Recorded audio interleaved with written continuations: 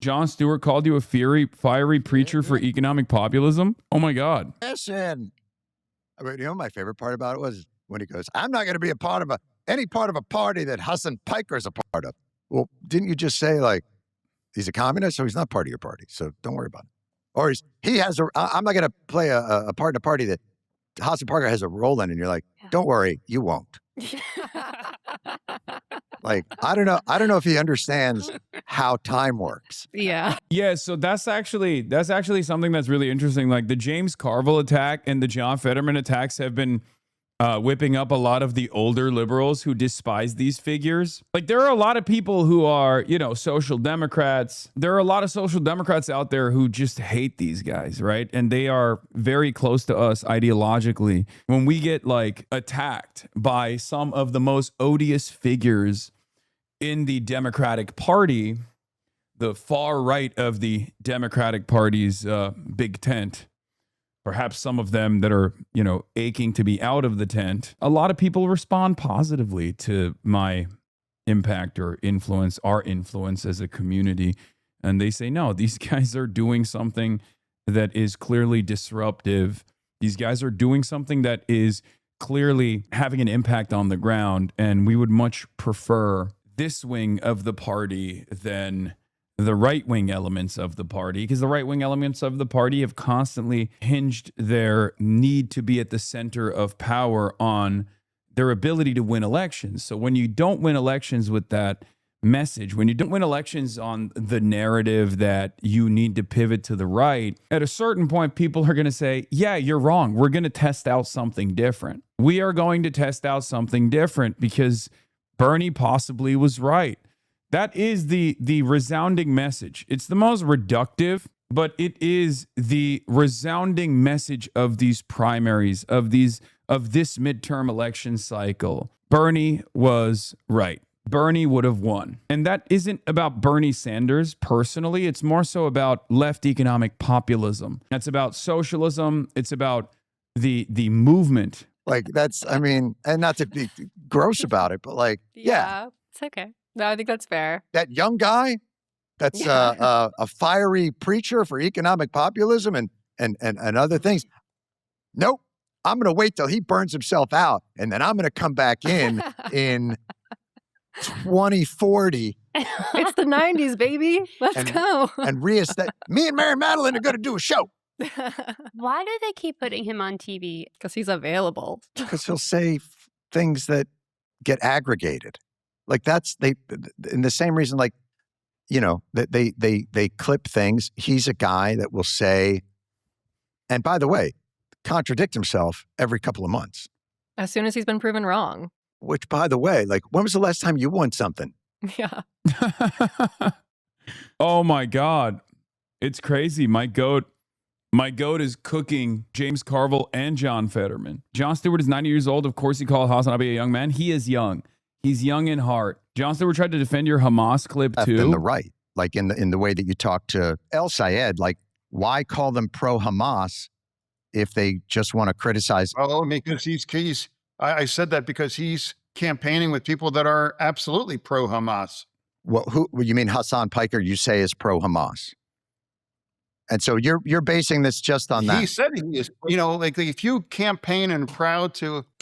I want to let it be clear. My argument is not about Hamas's domestic policies or even war crimes that took place on October 7th. My argument is simply Israel has committed a genocide. Of course, people are going to fight back against it. And Hamas is as it stands currently, the head of the Palestinian resistance movement. It's the only game in town. Align yourself with very pro-Hamas people. It's a reasonable person to conclude. It's like, yeah, I have a pro view for Hamas. But I guess what I'm saying is I feel like you're caricaturing people's views. If they're critical of Israel, if someone says, I think Hamas and Israel are both criminal doing killing people for terrible reasons, how is that Hamas? No, what I'm saying, it's like people that just says Hamas is a... Yeah, this is... Jon Stewart is not going to be able to defend this statement, by the way. This statement is far too radical for someone like Jon Stewart. 1,000% them are Democratic our ally Israel, then yeah, that's pro-Hamas. But saying they're less evil than Israel if they think Israel is evil is not the same as pro. I'll give you an example. No, like Okay. Okay, never Pikers- mind. He is defending it. Okay, respect. Biker said a lot of incredibly, very pro-Hamas kind of thing. I'm not gonna. It's like if you support Hamas and campaign with people that support Hamas, then that Yeah, the right for colonized people to defend themselves, a topic that's been decided in international law for a while. This is a failure of education on colonialism at the end of the day. Cinemarxism, you're 100% right. The problem, however, is just like with the way that they framed my conversation about how I'm not a prison abolitionist, but I feel like I'm probably closer to a prison abolitionist than I am about what is normal in the American carceral structure. Most people don't want to think. Most people, as a matter of fact, have lost the capacity to think. So they just hear something and they get supercharged into hating the statement without actually listening to it, without actually trying to understand it. It sucks, but unfortunately that is the reality. So like I said, you got to work with the reality that you have, not with one that you wish you had. The best part is that while Stewart doesn't really know what you've said specifically either, Fetterman being the one trying to back up his arguments while also not knowing what you've said specifically makes him look like a fucking idiot. Yeah. John Fetterman being my primary op here is actually unbelievably fortuitous because he is just an ogre who can't speak at all. So identify someone as it's pro-Hamas. a big layup for anybody. I guess what I'm saying is I have not seen statements where these candidates say, I am pro-Hamas. What I have seen is statements where they are very critical of Israel, the Israeli government, and the way that they have conducted themselves in Gaza. And by the way, they're not alone. The ICC and the UN and Human Rights Watch have all been unbelievably critical. And I guess I'm having trouble figuring out why. I feel like you're caricaturing it. Let me go at this a different way. You're pro-gay rights. Yes?